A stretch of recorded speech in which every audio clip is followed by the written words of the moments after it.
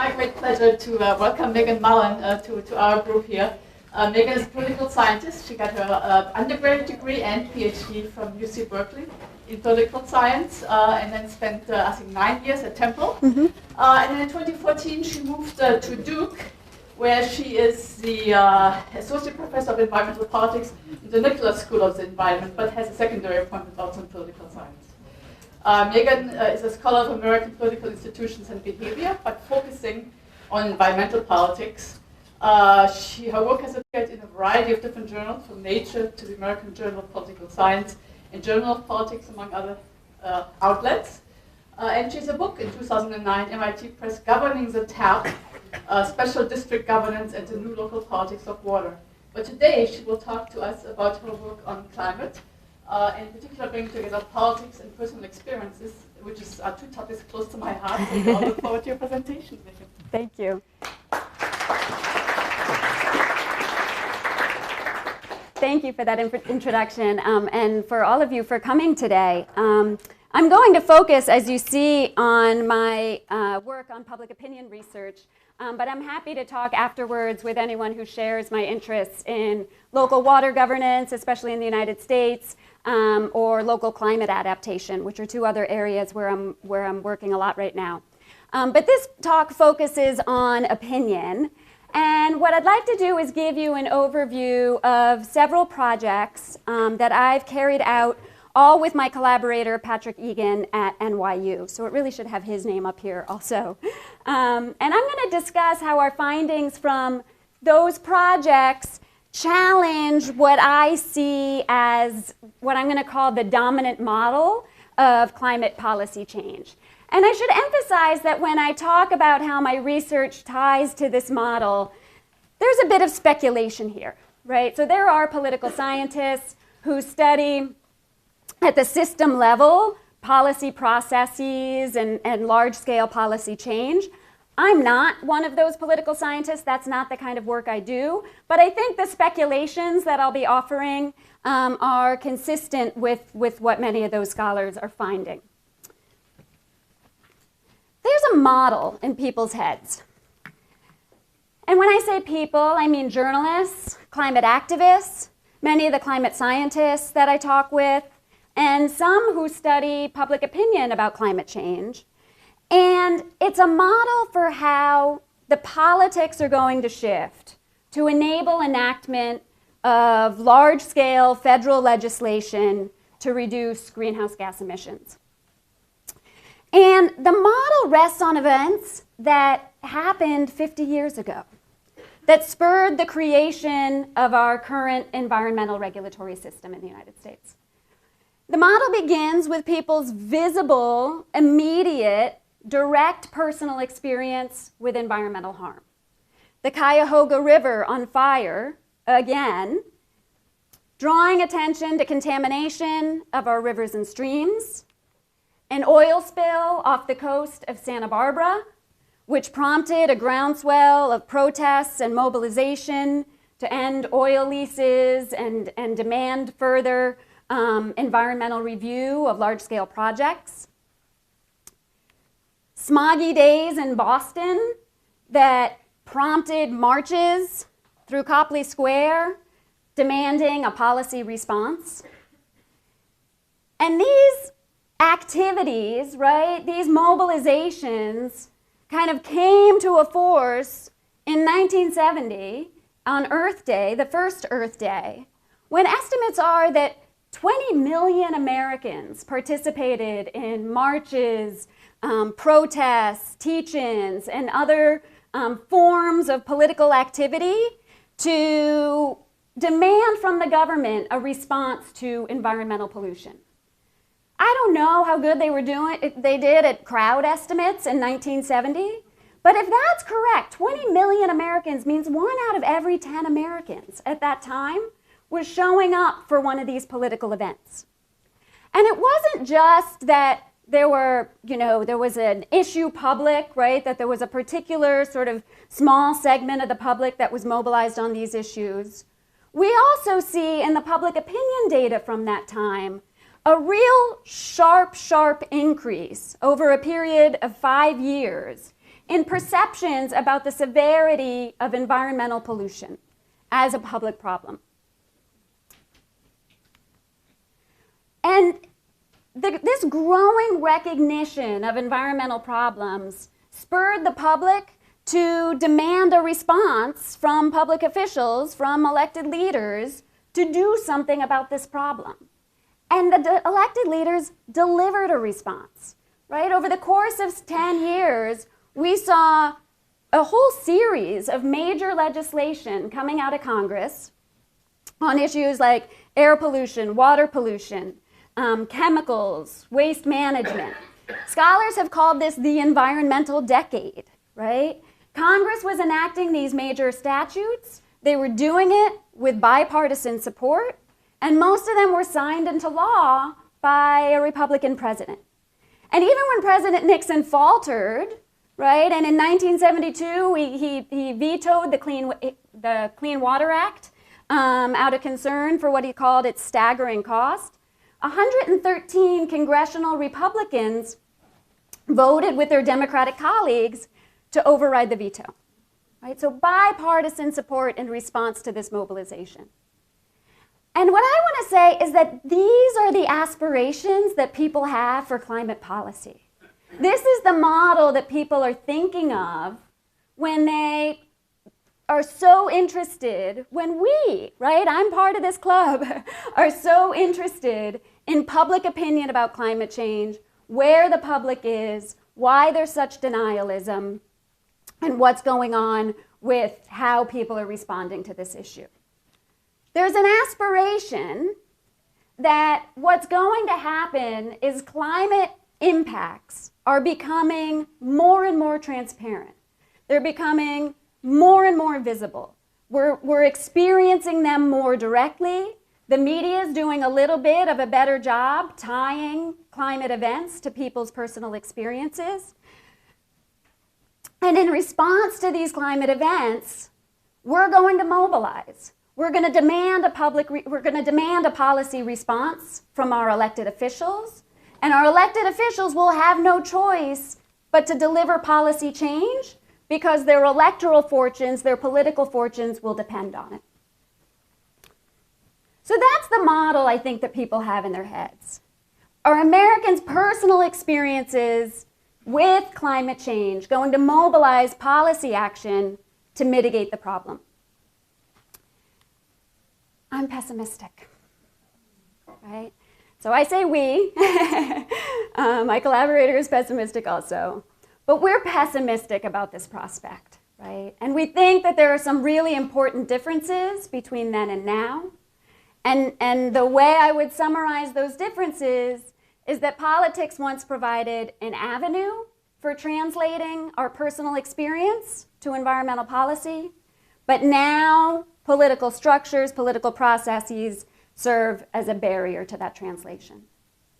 So I'm going to walk you through this in 4 steps that all rely on public opinion and personal experience research that we've done.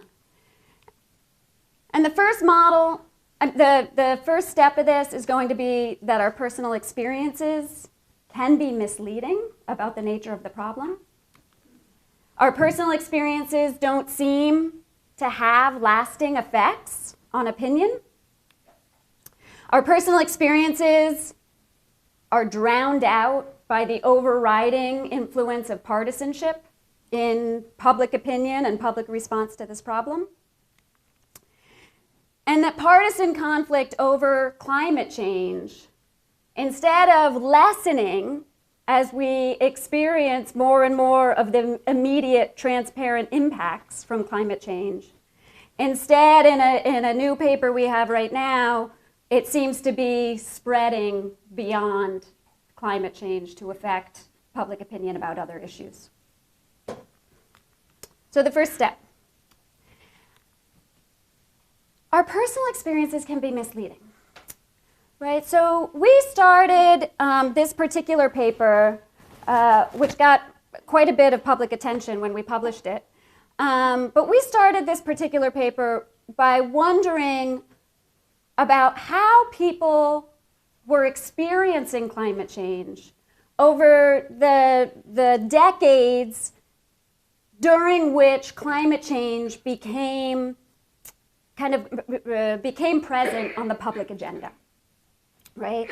And so as people were seeing in the news and reading in the newspapers and hearing from their professors about this abstract problem, how were people experiencing this problem in their daily lives?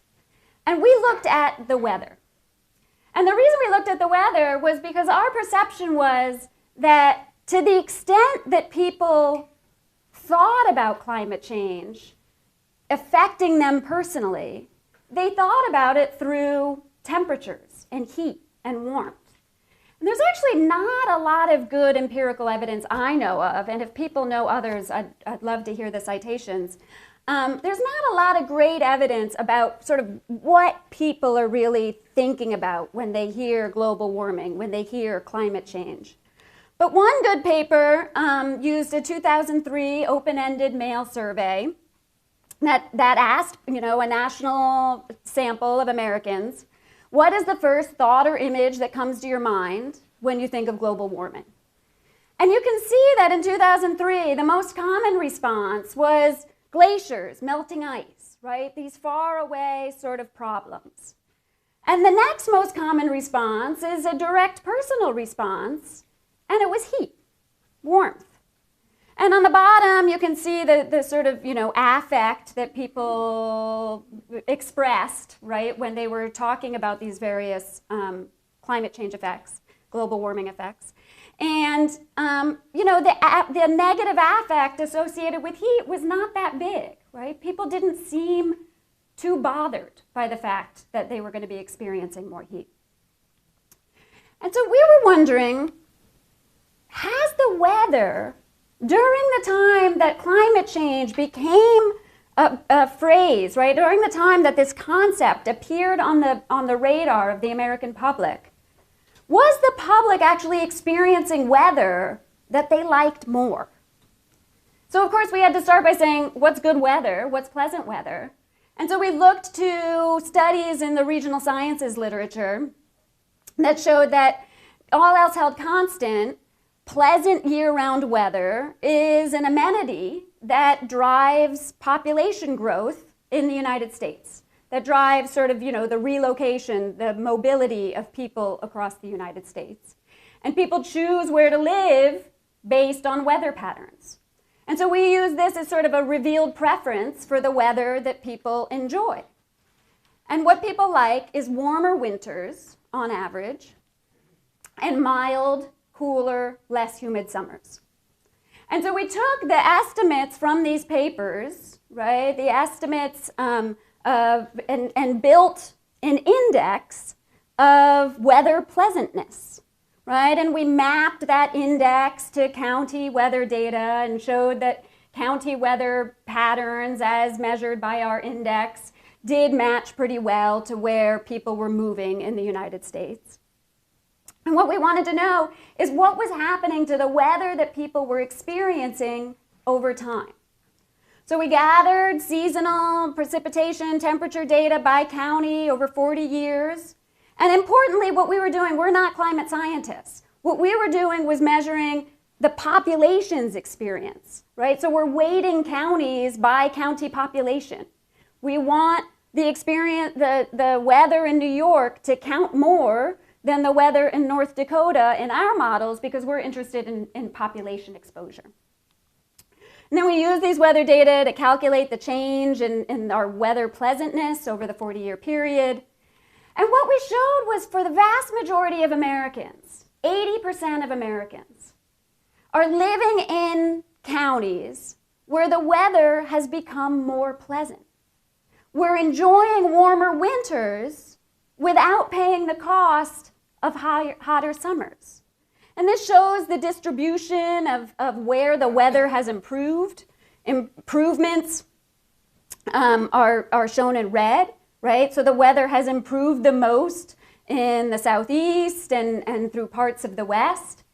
And the only places, right, where the weather has gotten worse, according to Americans, the average American's preference for weather conditions, is up in the Northeast and the upper Midwest.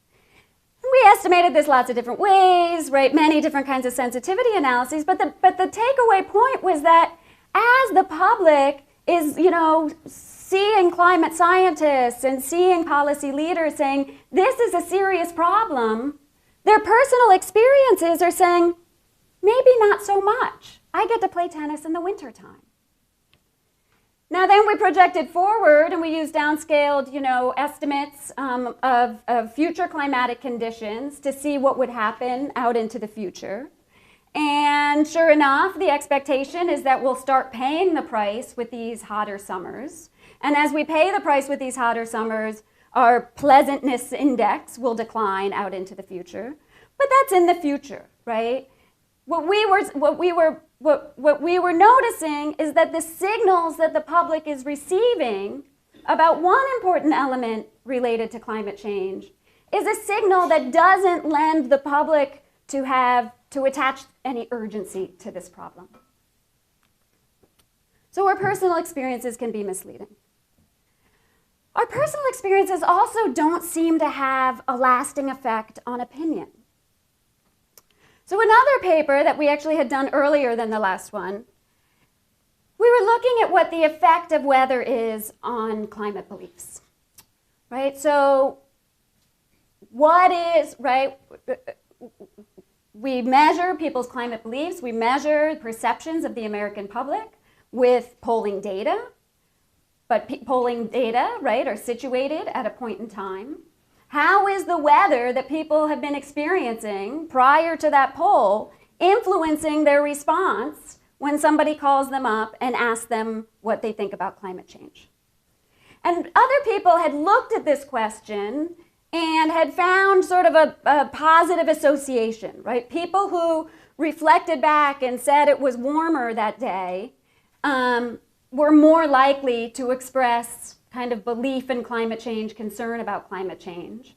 But we as public opinion scholars who come from a political science tradition, we knew that people's sort of predispositions, people's existing policy attitudes can actually kind of shape their memories of what the weather was like that day.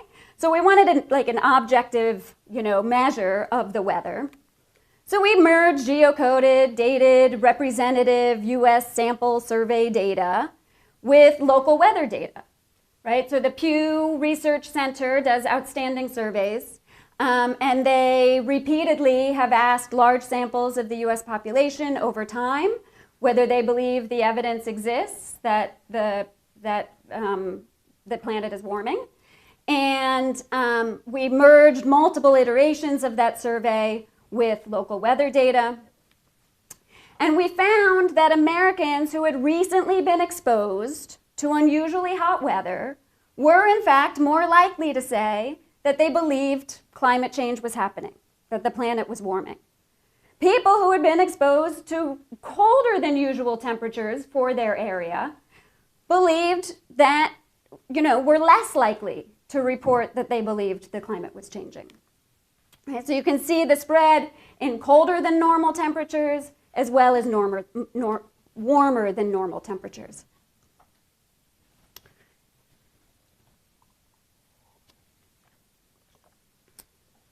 But the effects don't last. Part of it is that, of course, weather doesn't last, right? Last week it was much warmer than normal in North Carolina. This week it's colder, right? So any iteration of this is going to absorb the most recent weather conditions, and so that effect can't last. But we also tried to see whether longer-term weather patterns might make a difference, and we looked at the effect of a heat wave. And so you can see if there's a week-long heat wave, right, markedly warmer conditions than usual for that region at that time of year for a week or longer. The immediate effect of a heat wave is to have a quite substantial increase in the share of the population who's reporting that they believe in global warming, right? An 8 percentage point increase in that share. But even something long-lasting like a heat wave, right, with a sharp impact like a heat wave, dissipated, by 2 weeks later, right? And people returned to their to their prior inclinations. Now, all of this is focused, as I said, on temperature, on weather, but we understand, right, I'm sure everybody in this room understands, that people's personal experiences with climate change, the dramatic impacts of those personal experiences aren't going to be sort of, you know, weather and temperature in most cases, with the exception of dramatic heat waves. It's going to be through extreme events. And that research in that area is still, I would say, under development. We don't know a lot about how extreme events are shaping people's perceptions. There's a lot of complications in how we might measure that. But the best work I know of is by David Kaniski and co-authors, who used sort of a similar approach to what we used in the way we looked at weather, to see whether people who had exposed nationwide samples, whether people who had been exposed to extreme events that are plausibly climate related, were more likely to express high levels of climate change concern. And what you can sort of see on the top line of that left figure right there is that there's a significant effect, but it's a tiny, tiny, tiny little significant effect that only is like the privilege of having very large sample sizes, right? So there's people who are experiencing extreme events, I think in this case within a month prior to the survey interview, are reporting slightly higher levels of climate concern. But the right figure shows that, again, even when we weight events by their severity, that effect dissipates before too long. So these personal experiences at this point don't seem to be having the kind of lasting effect on opinion that I showed you earlier, right? Where I showed you, right, a year-by-year rise in concern about environmental harm. We're not seeing a lot of evidence that the same would be true with respect to climate change. And then most importantly, overwhelmingly, our personal experiences get drowned out by the effects of partisanship in this issue. So this plots from the earlier paper on the effects of weather on climate change belief, right? This shows here, right, the local temperature, the kind of effect size is, you know, pretty substantial, and it goes along with a lot of, you know, demographic predictors, things like religiosity and gender and ethnicity that we often think of as being important components of public opinion. But it's drowned out by the effects of party identification and ideology, whether you identify as a liberal or a conservative. Similarly, if we go back, right, these tiny effect sizes here are drowned out by the effects of being a Democrat or Republican or being conservative in the other study. Okay. This is a phenomenally partisan issue. Whether we look at climate change belief, whether we look at concern, whether we look at policy preferences, regardless of how we measure public opinion about climate change, the polarization on this issue is marked and rivals our most polarized issues in American politics. Oh, this reminds me. So we did a review article that talked about the public opinion, especially the political science literature, but reaching across fields to some extent, on public opinion about climate change. And I had this career highlight where the Journal contracted with comics artist Andy Warner to do a comic strip of the Journal article, which was pretty phenomenal, and I just have to show it to you.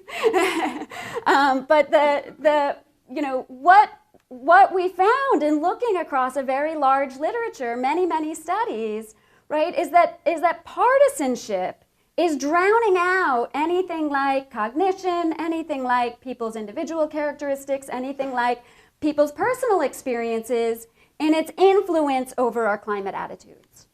That wasn't always the case. when the issue first appeared on the public agenda, it was greeted with similar levels of concern or worry, whether you were a Democrat or a Republican. And now the divide is enormous, right? The last plot is 2019 data. Similarly, if you want to think about belief that the effects of climate change have already begun, the starting point here is a few years later, 1996.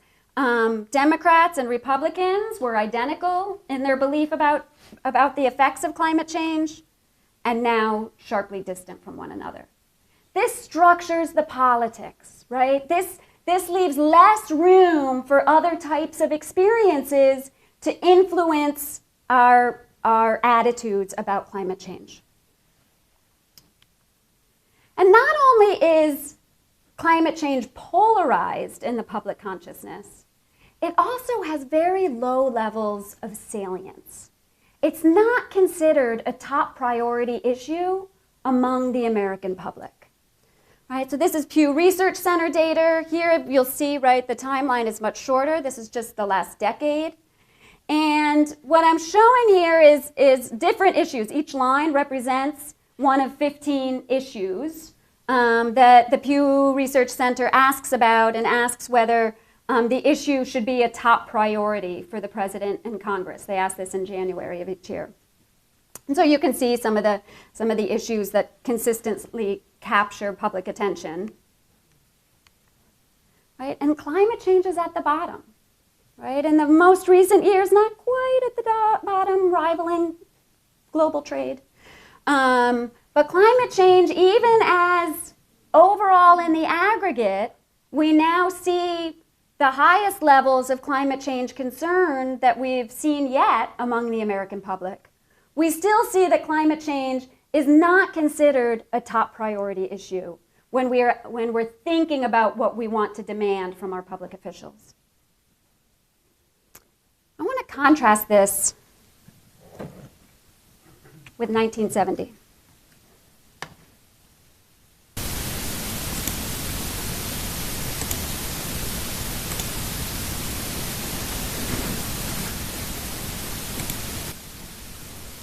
In Washington, the House and Senate adjourned for the day. Practically every senator and congressman was off to make speeches on the year's most popular and least risky election issue. But there was a free Earth Day rally in New York Wall Street, and Senator Jacob Javits, voicing the concern of many national leaders, cautioned against letting pollution overwhelm other vital national concerns. This fight against environmental and physical pollution is so popular that it will power us all, to use the New York phrase, it will power us all the long-standing and at least equally vital effort to deal with poverty, alienation, racial tension, the gross inadequacy of health services, education, housing, and intelligent population control, and the ending of the war in Vietnam.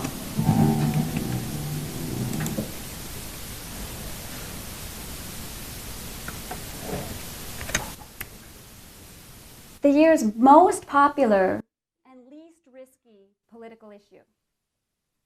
When they were looking for a contrarian, when they were looking for someone to say, this isn't an issue we should worry about, all they could find was somebody saying, we need to be worried that this issue is capturing so much energy, capturing so much interest from politicians who had all left DC to go back to their districts on this issue. We need to be worried that we're going to forget about poverty, that we're going to forget about ending the war in Vietnam, right? It's a strikingly different scenario. And it's hard to read from the data that I've been showing you and the research that people are doing on public opinion, how we get from where we are now to that level of political requirement, right? Where politicians feel that this is something that they cannot ignore.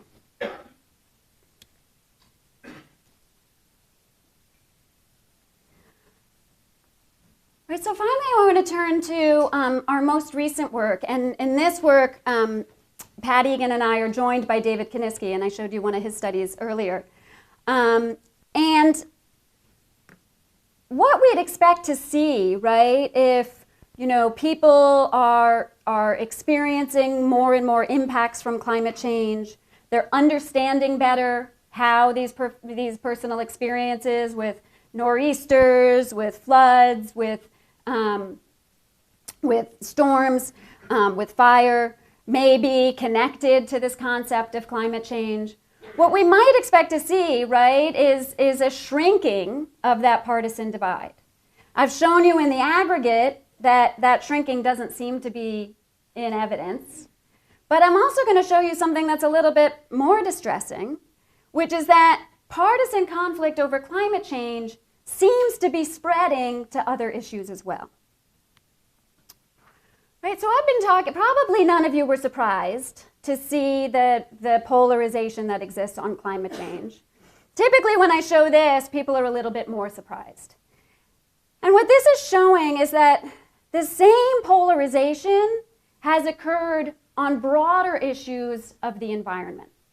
So the data here are from the American National Election Studies, and it's from a question that asks about people's preferences for federal spending, and each line represents, again, a different spending target.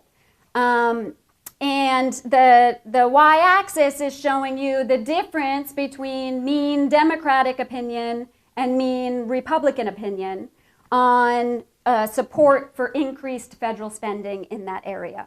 And so Democrats tend to like more public spending generally, and so most of the lines are above that 0 point. Republicans tend to like more spending on defense, and so that line is below the 0 point, just so you know what you're looking at. And you can see in 1988, right, there was negligible difference, basically zero difference between Democrats and Republicans in the American public in their support for increased federal spending on the environment. Now that gap is bigger than for any of these other public issues. And if we looked at environmental worry, if we looked at other data sources on spending, we would see very similar patterns. So we're now polarized not just on climate change, but we're polarized on the environment. When we ask specialized questions about things like river pollution, drinking water, toxic waste, we see these same patterns of polarization. And so that prompted us to ask, is it climate change's fault? Right? Is there something about the way climate change entered onto the public agenda that helped drive a wedge in opinion about the environment? Now, of course, to answer that question, we have to rule out the counterfactual, right? Which is that polarization's everywhere. Polarization's all over all of these issues. And so is there something additional, right? Is climate change doing something more on the environment than what we would see otherwise? Figures like this make me think yes, right? There is something happening on the environment that's different than on other issues. But we need to kind of dig a little bit deeper on that. So we're grounding this, right, in sort of a political science theoretical framework about conflict extension. And the idea is that polarization is mostly an elite-driven process, right? That elites draw linkages between issues, right? In the public mind, they send messages about those linkages through the media, through personal communications, and they draw these linkages between issues that can help lead mass opinion on those issues. And that leadership, that ability to sort of drive mass opinion, is most powerful on issues that are less salient, right? Where the public isn't paying as close attention to those issues. So for example, we would expect to see it more on the environment than we would on healthcare. So we're hypothesizing that polarization on attitudes about the environment has been accelerated by this more narrow issue of climate change because climate change is occupying sort of more and more attention in the American mind when we think about the environment, right? Our inclination was 15 years ago, if you ask a question on a survey about the environment, Your average American is going to be thinking about a river or the drinking water from their tap. But if you ask a question today about the environment on a survey, I suspect that a lot of people are going to be thinking about climate change. So is climate change driving this wedge in public opinion? And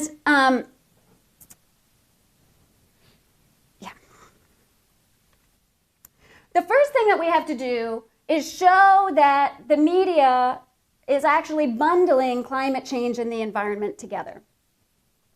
So the green line on top shows over time back to when climate change was, very at the very beginnings of appearing in kind of the mass media. It shows the percentage of articles that mention climate change or global warming or various other search terms. The percentage of articles that mention that concept that also mention the environment. Right? Because climate change didn't have to be categorized as an environmental issue. Climate change could have been categorized as a national security issue. It could have been categorized in many other domains. And so we show that at the beginning of its sort of issue life cycle in the American public mind, it was categorized as an environmental issue. Right? For the first few decades, over half the articles that mentioned climate change also mentioned the environment. That's gone down now to about a third of the articles, but still we are presenting climate change to the American public as predominantly an environmental issue. The bottom line shows the percentage of environment articles that also mention climate change, and you can see that just in the last decade or so, climate change has come to occupy a bigger portion of the media's attention to environmental issues generally. And then this is showing the ratio, right, of climate change articles to environment articles. And, the message of this is yes, climate change is occupying more of our sort of media, public conversation space as related to the environment more generally. So that's the first step of what we need to show. The next step of what we need to show is that there's really some driving force, right? That there's really something that's pushing, where climate change is pushing environment opinion in a way that doesn't happen through the reverse. One is, right, most of these studies are focused on sort of individual experiences, right? Individual experiences of weather, individual experiences of extreme events. Maybe something will happen that the accumulation of experiences could make a difference, as I say in my cartoon, right? So it's possible that a series of events, a series of hot summers or warm winters, and the accumulated media attention that would fall could change things. But that would be changing things in terms of the ability for personal experience to influence our policy beliefs. It still doesn't make that next leap from public opinion to influence policy outcomes. There is some hope in the fact that when we look cross-sectionally, subnational policy, state and local policy, does seem to be strongly predicted by the public opinion within the constituencies.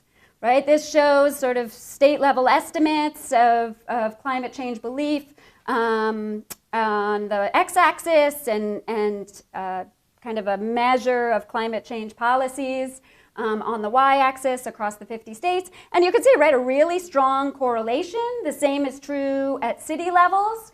And so there does seem to be this strong association cross-sectionally.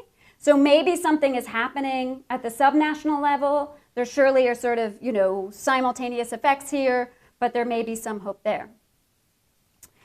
I will say this talk is a little different than other iterations of this talk I've given previously in that I used to have this strong tagline that even among Democrats, even among the group that says they're concerned about climate change, even there, they don't perceive of climate change as a salient issue. But that has changed. That has changed.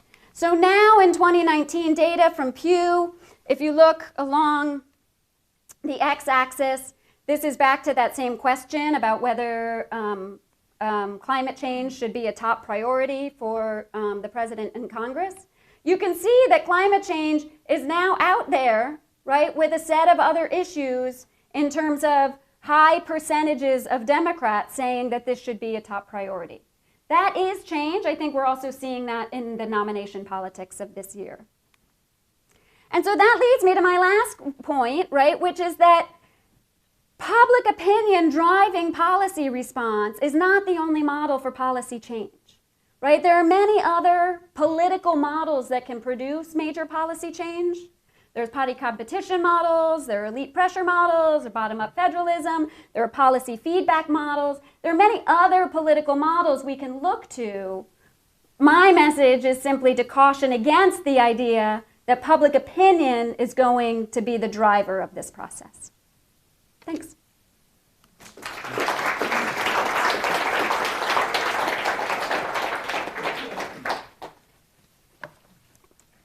Question? Yes, Bob. So I have two questions. One is, if you look at your chart, one that shows the environment becoming much more polarized with the green line. Yeah. Most of the change took place in 4 years, 2008 to 20. Yeah. Go back and look at that. Madison Square is Yeah. yeah, that was right there.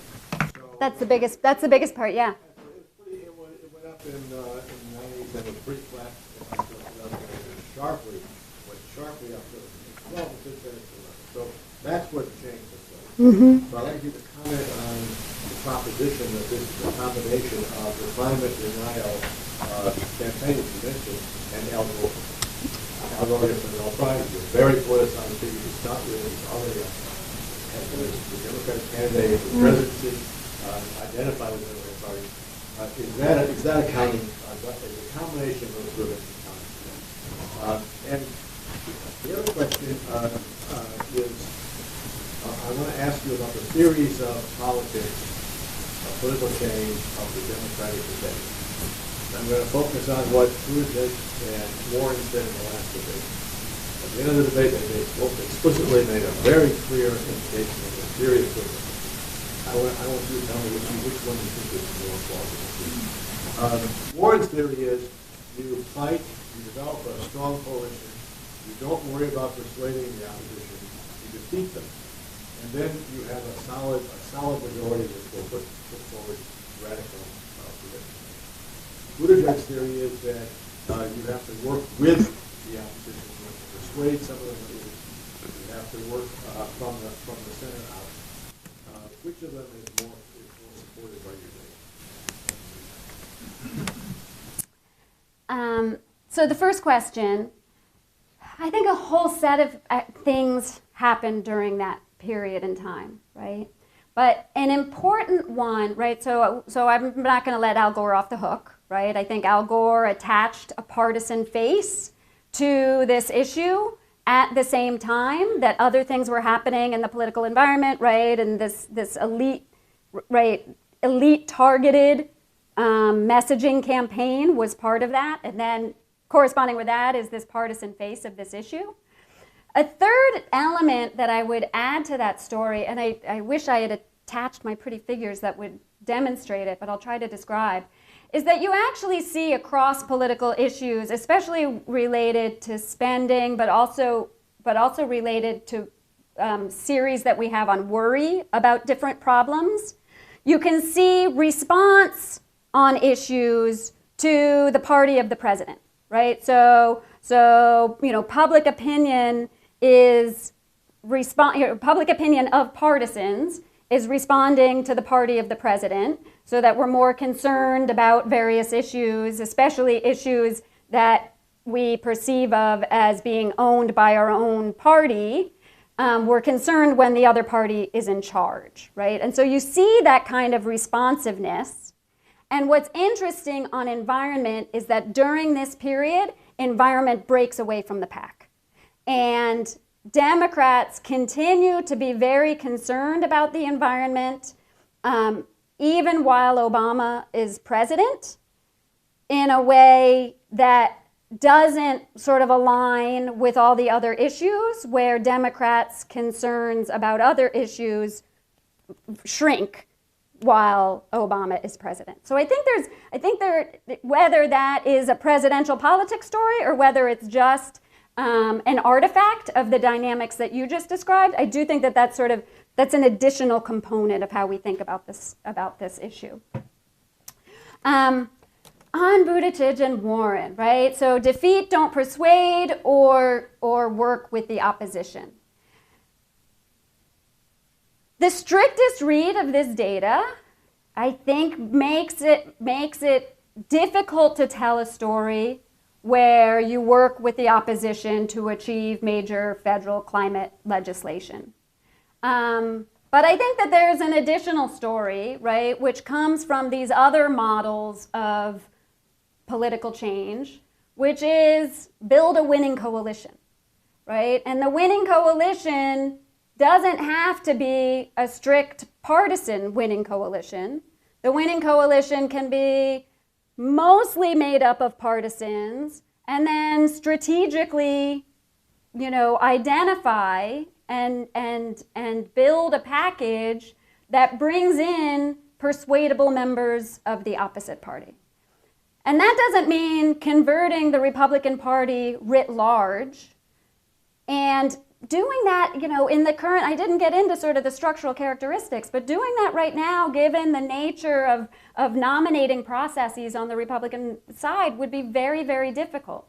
But there are places where you could imagine strategically pulling in Republicans where if you're able to build a package that responds to concerns that are maybe economic sectoral concerns in their area, where jobs would depend on that package, or adaptation concerns where infrastructure would be funded to help deal with the effects of climate change, I'm going to offer that as a third model. Yeah, in back. I have a question on the extreme events and whether that extends the memory of people. Yeah. Is there any work, or do you have a sense of if people suffer losses of a certain type? If they, for example, lose their homes or something, that actually persists longer in their memory as it's been a climate change issue than if they experience an extreme event but don't suffer a loss with it. Yeah. I don't have a good answer to that based on the evidence I've seen. There are people who are studying it. The nature of that kind of research, right, you have to be able to find the people, right, after some duration. And so the nature of that kind of research means that it's pretty site-specific, and that starts to make it difficult to really tease apart causal forces, right, because they were living in a particular kind of place, so they probably had particular predispositions on the front end, right? So that's a long way of saying, right, there are methodological hurdles to doing that kind of like causal analysis. What I've seen makes me think that those events have large impacts, and those impacts in terms of effects on climate change mitigation attitudes, right, sort of perceptions about climate change are a product of motivated reasoning, right? That those who had the predispositions to believe will even more so, and otherwise not. That's my read of the evidence, but that's very much something that's research that's underway right now. Mm-hmm. Yeah. Yeah, thank you. Is there any evidence on coverage of climate change according to which media you're watching, whether it's Fox News or MSNBC? I mean, how does these different news outlets influence their viewers for people who are just watching Fox News, for example, or might get these skewed information compared to people who are watching others? And then my other question is, have anybody looked at independence? You've looked at the two polarized sides, but what about the independents? And what are their thoughts on, I'm sorry, I didn't. Yeah. No, that's fine. On your first question, yes, there's a lot of research in that area. It's not my expertise. I would encourage you to just go look at University of Colorado. Max Boykoff keeps online sort of a monitor of coverage of climate change by major media outlets, I think maybe only major newspapers. And what's really striking is if you look at that right now, you will see in the aggregate, major newspaper coverage of climate change has just catapulted in the last couple of years. And then if you click to see the outlets, it's driven almost entirely by the New York Times. So the New York Times has gone crazy with climate change coverage, and the Post, there's a slight increase, and it's not reflected in the broader sort of news services and the other major papers that he's tracking. So that was very interesting to me. There are folks who are looking across TV outlets and both kind of quantity and content of coverage, and it absolutely differs, right, across outlets. I can't speak to the specifics of that research. Independents, right, they show up, we can count them, but I wouldn't interpret middle lines as being something that's like a stalwart, moderate position.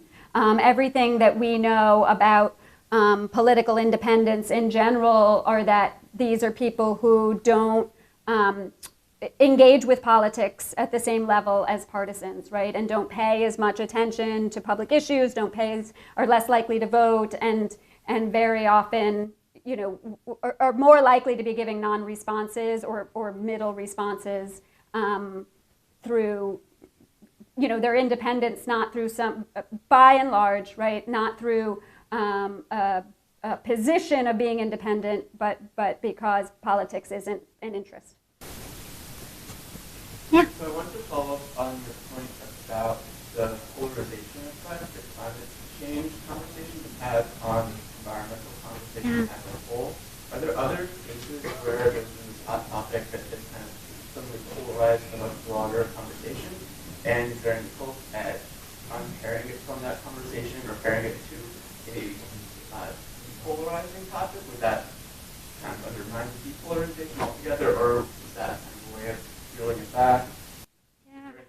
Yeah, so the work that we're leaning on doesn't have the same effect of a new issue, right?